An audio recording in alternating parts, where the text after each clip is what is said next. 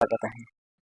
आज जे आपण बघणार आहोत ते आरोग्याला तर लाभदायक आहेच, पण आपल्या हाडांसाठी अतिशय अतिशय महत्वाचे आहे.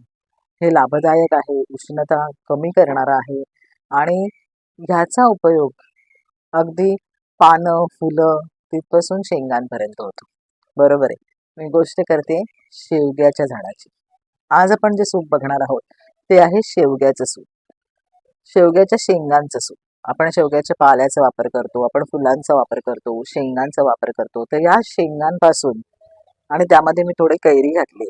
तर असं हे आगळं वेगळं छान सूप जे चविष्ट आहे, हाडांना मजबूती देणारं आहे, रोगप्रतिकारक शक्ती वाढवणारं आहे आणि सध्या ज्याचा मोरिंगा म्हणून उदो उदो होतोय, तर असा मोरिंगा आणि आपल्या भारतातला शेवगा. तर चला बघूया शेवग्याच्या शेंगांचं सूप. तुम्हाला माझ्या रेसिपीज जर आवडत असतील, त्या सोप्या वाटत असतील, तर माझ्या चॅनलला नक्की लाईक करा, सबस्क्राईब करा आणि शेअर करा. तर चला बघूया शेवग्याच्या शेंगांचं सूप.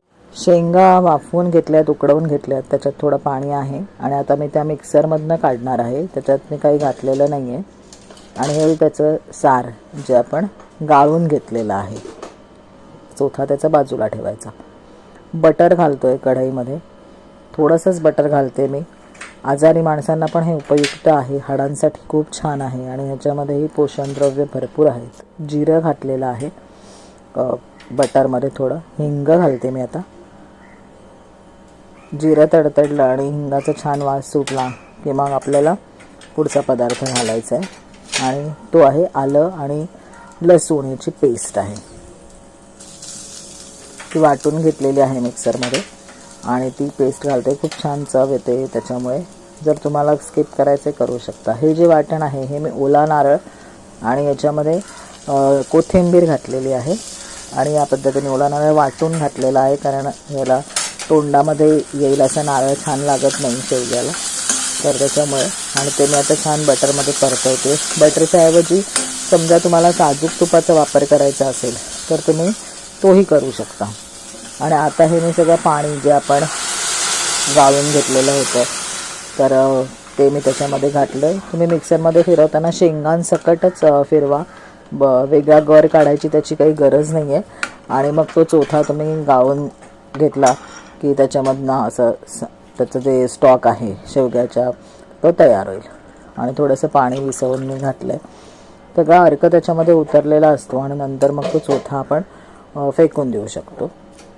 त्याच्यानंतर आता हे मी जे घालते हे कैरीचा किस आहे. हा कैरी किसून घेतलेली आणि तो किस घालते मी. तुम्हाला कैरी जर ओल्या नारळामध्ये वाटून घालायची असेल तर तुम्ही तसंही वाटलं तरी चालेल. थोडासा गूळ घालते, कारण कैरी घातलेली त्याच्यामुळे आंबट होऊ नये म्हणून किंचित गुळाचा खडा घातला आहे. मीठ घालते चवीपुरतं. हे खूप छान लागतं आणि कैरी घातल्याने त्याची चव अजूनच खूप छान होते या सुपाची आणि प्यायलाही ते थोडंसं छान वाटतं. त्याच्यानंतर आपण घातलं आहे थोडंसं गार्निशिंगसाठी म्हणूया ओला नारळ, कारण ऑलरेडी वाटण घातलेलं आहे त्याच्यात, पण थोडासा वरून घातलं आहे मी. आणि तर छान उकळून देते सूप, ढवळते सगळं, त्याच्यात सगळे जिन्नस घातले गेलेले आहेत. आता इथे तुम्हाला जर याच्यामध्ये अजून इन्हान्स करायची असेल चव तर तुम्ही मिरपूड वगैरे सुद्धा वापरू शकता. मी काही घातलेलं नाही आहे दालचिनी पावडर, मिरपूड वगैरे असं. मी थोडा हिरवी मिरची आणि कोथिंबिरीचा ठेचा घातला आहे. मग अशी आपण फक्त वाटण जे घातलं त्याच्यामध्ये हिरवी मिरची वगैरे नव्हती. आणि किंचित लाल तिखट घालते मी, यांनी चव पण छान येते आणि रंग पण छान येतो. हे तुम्ही स्किप करू शकता जर तुम्हाला एखादी हिरवी मिरची घालून पुरणार असेल, जास्त तिखट नको असेल, आजारी माणसांना द्यायचं असेल वगैरे, तर तुम्ही याच्यामध्ये लाल तिखट स्किप केलं तरी चालेल. किंवा लाल तिखट घालायचं असेल तर हिरवी मिरची स्किप केली तरी चालणार आहे. तर ते तुमच्याकडे कसं खातात त्याच्यावरती आहे. आणि आपण याला वेगळी फोडणी देणार नाही आहोत. आणि हे शेवग्याच्या शेंगांचं सूप रेडी आहे, ज्याच्यामध्ये आपण कैरी पण घातलेली आहे. कैरीचा आत्ता सीझन आहे म्हणून तुम्ही नंतर विदाऊट कैरी पण हे छान लागतं. आणि अशा प्रकारे हे शेवग्याचं सूप शेंगांचं तुम्ही नक्की करून बघा, तुम्हाला आवडेल.